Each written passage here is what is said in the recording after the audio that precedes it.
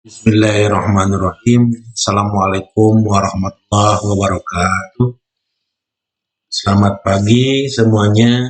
Mudah-mudahan selalu ada dalam kesehatan, sehat walafiat. Hari ini, alhamdulillah kita bisa bertemu kembali dalam upaya memperkaya diri kita dan semuanya dari sisi pengetahuan. Dan adapun tema untuk hari ini khususnya di pembelajaran ekonomi tentang keseimbangan pasar untuk kelas 10. Baik, kita mulai dari apa yang dimaksud dengan keseimbangan pasar. Yakni keadaan di mana kuantitas suatu produk atau jasa yang diminta maupun ditawarkan pada harga tertentu berada dalam jumlah yang sama atau seimbang.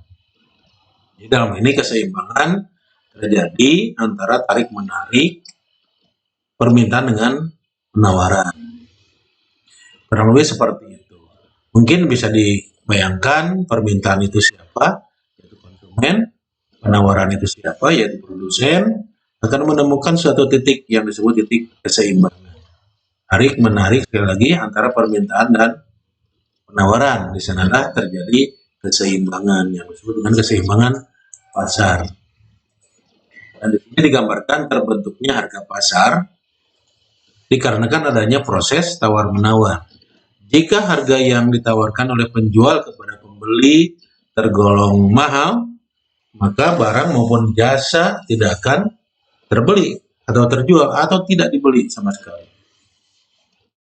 Kemudian karena itu penjual atau produsen akan menurunkan harganya dengan maksud pembeli bisa membeli barang serta memakai jasa.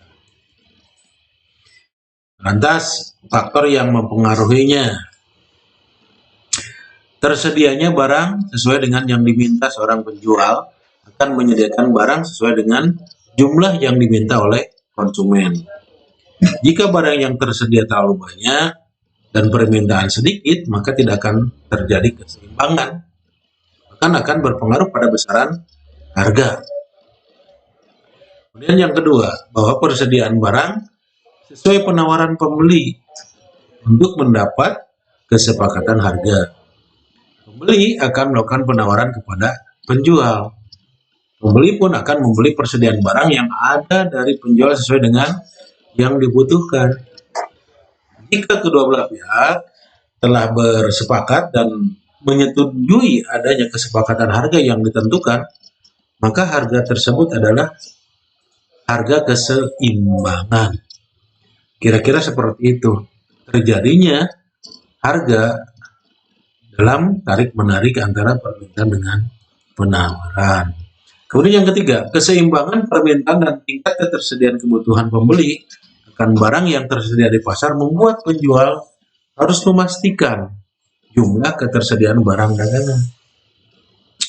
Barang harus tersedia dalam periode tertentu serta tidak menambahkan jumlah barang yang berlebihan.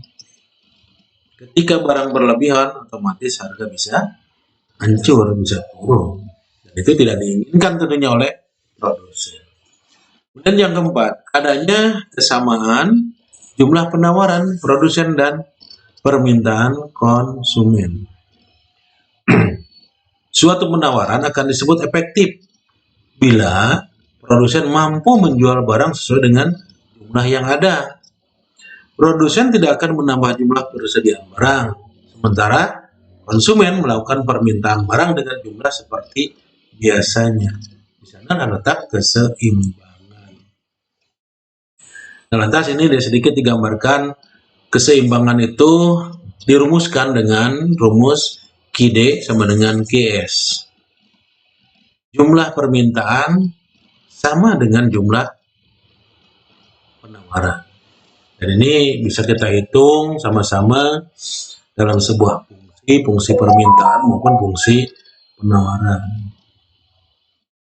Banyak permintaan ketika harga sekian, seberapa banyak penawaran ketika harga dalam kondisi sekian. Jadi Ini untuk rumus keseimbangan pasar, dan nanti perhitungan fungsi penawaran permintaannya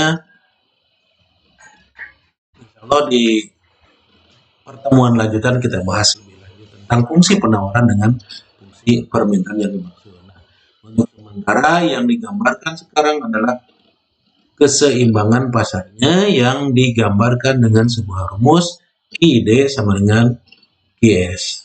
Artinya apabila jumlah barang yang diminta sama dengan jumlah barang yang ditawarkan, atau harga barang yang diminta sama dengan harga barang yang ditawarkan. Demikian untuk pertemuan singkat hari ini. Mudah-mudahan bisa bermanfaat untuk semuanya. Terima kasih. Billahi taufiq wal hidayah. Assalamualaikum warahmatullahi wabarakatuh.